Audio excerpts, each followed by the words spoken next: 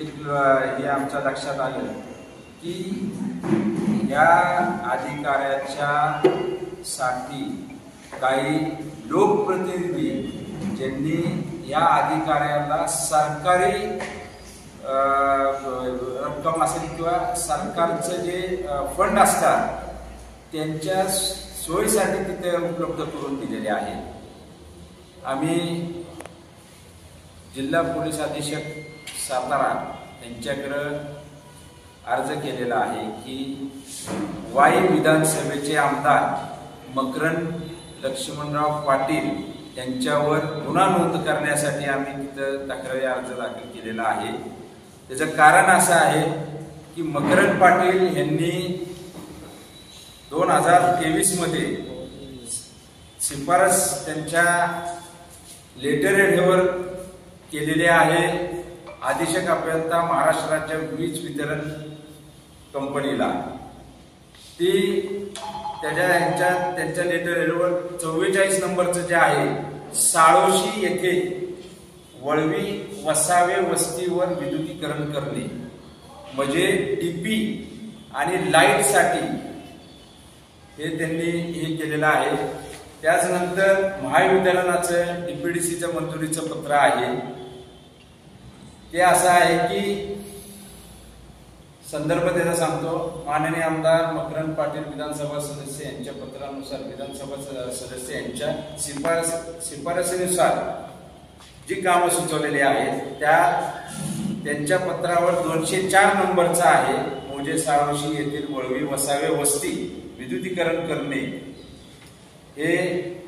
गौतम गायकवाड अधीक्षक अभियंता महाराष्ट्र राज्य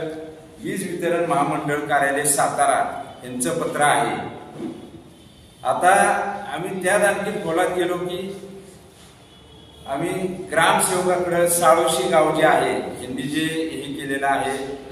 मागणी केलेली आहे डीपीडीसीला की इथे बाबा 22 kV ची लाईन आणि वीजचं तिथं कनेक्शन डीपी तिथं बसवण्यात यावा। तर साळोशी गावचं ग्रामपंचायतीचा देखील आमच्याकडे अधिकृत दाखला आहे की अशी कुठलीच वस्ती ह्या ग्रामपंचायतीच्या अंडर येत नाही तेव्हा देखील त्यांनी दाखला आम्हाला दिलेला आहे ग्रामपंचायतीने। म्हणजे हे खोटं सगळं बनावट वस्ती तयार करून साळोशीचं दाखवलं आणि झाडांमध्ये ही सगळी व्यवस्था या दळवी कुटुंबियांसाठी यांनी केलेली आहे। त्याचं आपले जे निवडणूक आयोगाच्या वॉर्ड वाईज असतं वस्ती वगैरे 1 नंबर वॉर्ड कुठल्या वस्ती येते 2 नंबर वॉर्ड ते देखील आम्ही इथे मिळवलेलं आहे। आता हे महावितरणाचं एस्टिमेट म्हणजे हे जे मंजूर झालेलं आहे हे असं आहे की त्यांनी श्री आदित्य चंद्रकांत वळवी गट नंबर 7 आणि 8 विलेज झांझरणी तालुका महाबळेश्वर या पद्धतीने सातारा अंडर डीपीडीसी स्कीम हे त्याच्या मंजुरीचं हे आहे इस्टिमेट आहे। त्यानंतर 51,86,540 रुपयाचं तिथं निधी डीपीडीसीच्या माध्यमातून त्या वळवी कुटुंबांना मकरंद पाटील यांच्या सांगण्यावरून आणि मकरंद पाटील यांनी अधिकाऱ्यांना दबाव आणून अनधिकृतरित्या तिथं वळवलेला आहे। हे त्याची सगळी त्यात आणखीन असं आहे की या वळवीने ऍप्लिकेशन MSEB ला रेसिडेन्शियल साठी केलं ते लाईन साठी केलं ते 6 मार्च रोजी केले 6 मार्च 2023 रोजी आणि आपल्या अधिकाऱ्यांनी डीपीडीसी आणि हे त्यांनी मागणी करायच्या अगोदरच मकरंद पाटील यांनी फेब्रुवारी किंवा जानेवारी त्यांच्या ह्याच्यावर तारीख टाकलेली नाहीये पण जे डीपीडीसीचं पत्र आहे ते मंजुरीचं पत्र 13 फेब्रुवारी 2023 रोजी ते मंजूर झालेलं आहे आणि त्यात असं म्हटलेलं आहे की मकरंद पाटील यांच्या शिफारसीनुसार म्हणजे त्याच्या अगोदर म्हणजे तिथं शेतकऱ्यांना वर्षानुवर्ष लाईट भेटत नाही आणि तुम्ही लगेच 15 ते 20 दिवसात ही म्हणजे यांचा गुजरातच्या लोकांचा किंवा धनिकांचा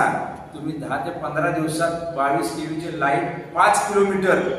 सिंधी फिडरवरनं 5 किलोमीटर अंतर एवढ्या ह्याच्यावर झाडणीमध्ये तिथं डीपी बसवण्यात आलेला आहे आणि तोही शासकीय निधी वापरून आम्ही अशी मागणी केली की आपल्या मकरंद पाटील यांनी त्यांच्या पदाचा आमदारकीच्या पदाचा गैरवापर करून आणि अधिकाऱ्यांवर दबाव आणून या शासकीय निधीचा गैरवापर केला, त्यामुळे त्यांच्यावर गुन्हा नोंद झाला पाहिजे आणि ह्या प्रकरणाची सखोल सीबीआय चौकशी SIT चौकशी करून ही सर्व म्हणजे अजून तिथं रोड वगैरे पण नेलेले आहेत शासकीय पैशातनं, त्याचा देखील सीबीआय चौकशी आता झाली पाहिजे। मागच्या आठवड्यात ते सगळे निधीचे जे बोर्ड असतात लावलेले शासकीय बोर्ड ते सगळे तिथनं काढलेले आहेत आणि अशा स्वरूपाचा आम्ही या ठिकाणी ही मागणी केलेली आहे। हे सगळं प्रकरण फार गंभीर आहे। शासकीय फंड जर ह्या धनिकांच्या सेवेसाठी वापरत असाल तर तुम्ही वाई विधानसभेमध्ये जी टिमकी वाजवताय की जननायक मी जननायक म्हणून, हा जननायक नाहीये, हा लाभनायक आहे आणि ह्यांनी स्वतःच्या आर्थिक फायद्यासाठी हे जे निधी वापरलेला आहे शासकीय निधी धनिकांसाठी, जे चंद्रकांत दळवी आदित्य चंद्रकांत दळवी यांच्यासाठी तिथे नेऊन दिलेला आहे, याची चौकशी करणं गरजेचं आहे। त्याचप्रमाणे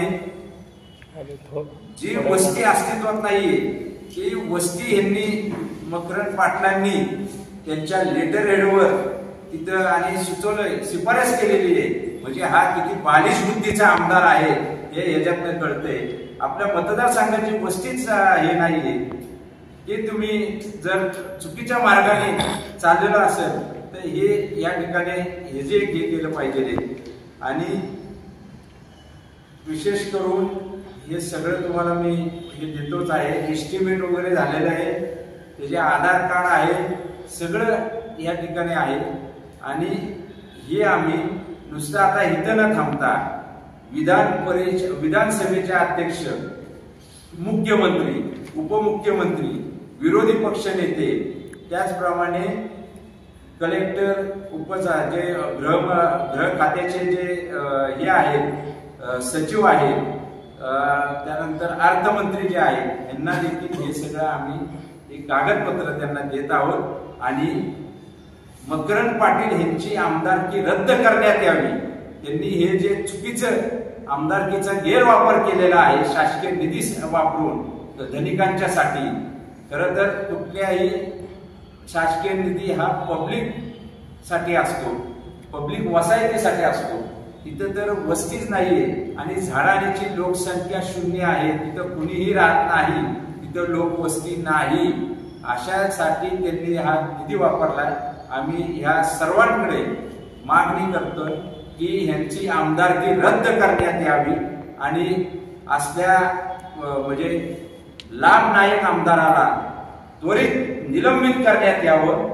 आणि हा प्रकरण आम्ही म्हणजे आम्ही कोर्टात, हायकोर्टात देखील आम्ही